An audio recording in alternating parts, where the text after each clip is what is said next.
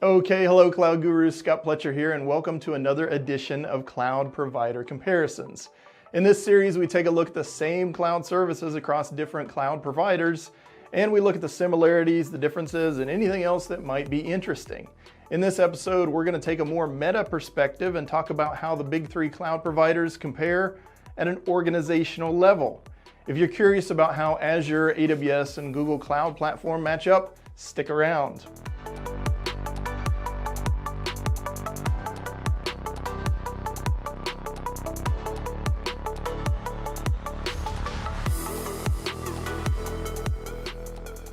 It's hard to remember that Amazon was once just a scrappy e-commerce startup, and they did things that many startups do in the heat of growth, build up technical debt. In 2000, very much out of necessity, Amazon made the strategic technology decision to start building reusable modules for its internal development groups. This allowed these groups to create new features faster because they weren't always reinventing the same thing over and over again. As time went on, the collection of internal services grew, and people inside the company started to realize that maybe there's a business opportunity there. First launched in 2004 and then relaunched in 2006 with 3 public pay-as-you-go services, Amazon Web Services set sail into the uncharted waters of what we now call cloud computing.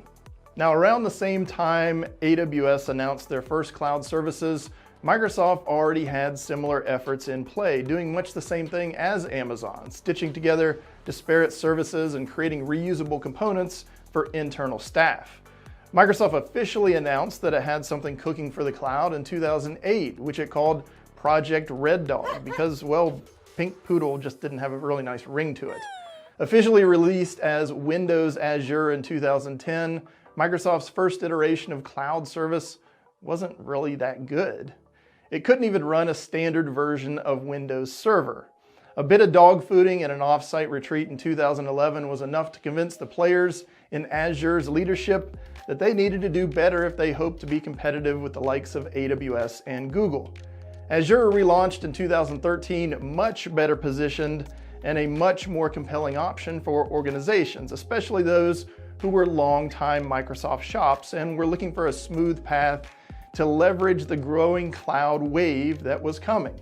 In 2014, Windows Azure was renamed Microsoft Azure, which symbolically and literally marked a shift in strategy for Microsoft, making the cloud a priority.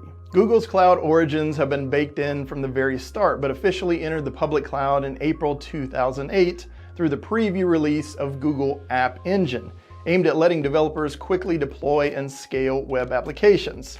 Now, in contrast to AWS and Microsoft, who emphasized heavily the infrastructure as a service path in their early days, Google chose a platform as a service path.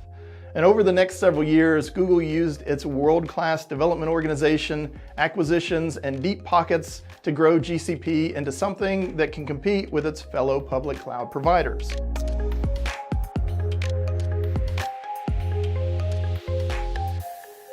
Both Google Cloud Platform and Google Workplace, formerly G Suite, are business segments within Google. Google itself is a business segment within its parent holding company, Alphabet. At present, Azure falls into the Microsoft Intelligent Cloud business segment, which covers all the server and cloud products as well as the support and consulting parts of the business, and GitHub, which Microsoft purchased in 2018. AWS is a division within Amazon, but operates as its own entity within the greater company. The commerce side of Amazon is a customer of AWS, meaning that AWS has to compete for business just as if they were an external company. Now, one thing to note when comparing cloud providers with regard to revenue is that their reporting groupings are not the same. Amazon reports AWS revenue separately, while Google includes both GCP and their Workplace product as part of their cloud revenue. Microsoft bundles Azure on-prem server software, Visual Studio, and GitHub into their reporting segment. Sometimes Microsoft also refers to their commercial cloud category of products, which includes Azure, Office 365, Dynamics 365, and part of LinkedIn. As of this recording, Microsoft has yet to publish revenue numbers just purely for Azure itself.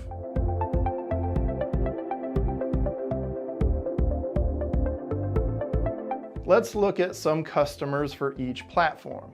Google Cloud Platform is home to gaming company Activision Blizzard, airline Lufthansa, and SpaceX. Azure boasts mega customers such as AT&T, Coca-Cola, and Walmart. The latter has even announced some special partnerships with Microsoft, presumably joining forces to compete with Amazon. AWS counts many huge companies as customers. Netflix is probably the most well-known given their massive streaming infrastructure. Online companies like Twitch and Twitter also use the platform, as do media companies like Turner Broadcasting and the BBC. Again, you have to use caution here when looking at providers' logo slides. Even if some small, obscure, tiny division of a huge company uses the platform to store a 3K file on object storage, that provider is more than happy to claim the logo all for itself.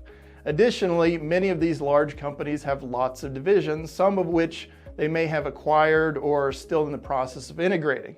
It's not uncommon for huge companies to be using 4 or 5 different cloud providers throughout their vast organizations.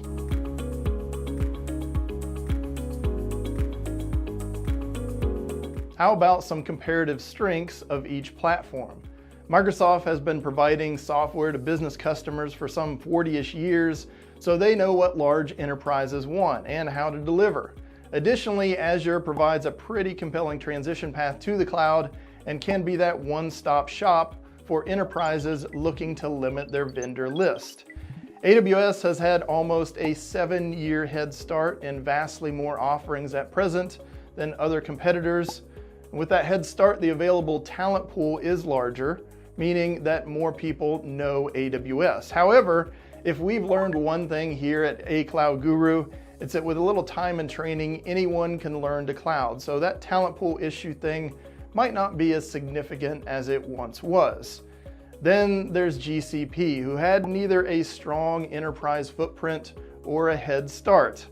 They have been staffing up on leaders from other enterprise-focused companies like SAP and Oracle, which will no doubt help there. And as you might have heard, containers are all the rage now, and Google just happens to have originated one of the most popular container orchestration systems, that being Kubernetes.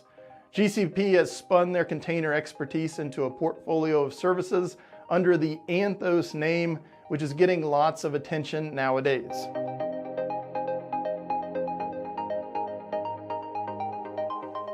Well, with strengths come weaknesses. So what are some challenges facing our cloud providers? Well, when you're as big as Amazon, you're bound to step on a few toes.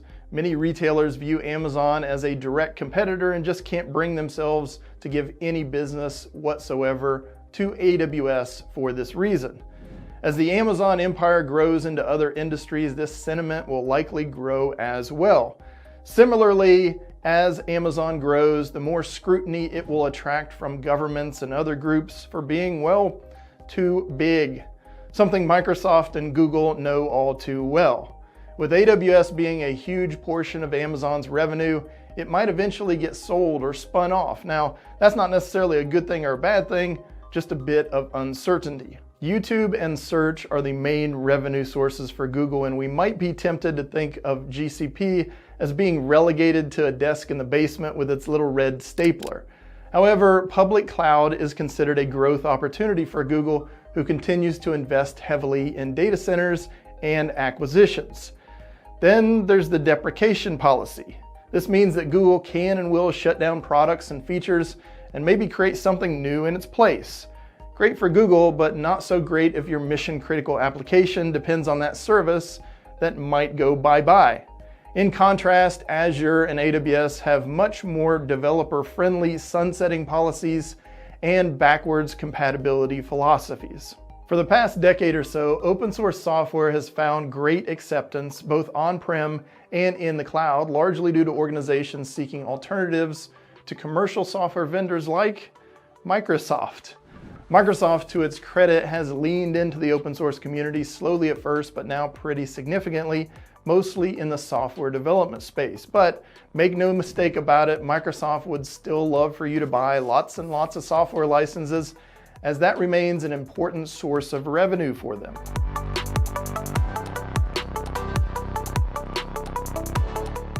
So how do I possibly choose which cloud provider is best for me? Well, there's really no best universal answer because all situations are different. I suggest conducting some pilot projects with these providers, and I'd also throw in IBM, Oracle Cloud, SAP, or Alibaba if you have an existing relationship with those companies already.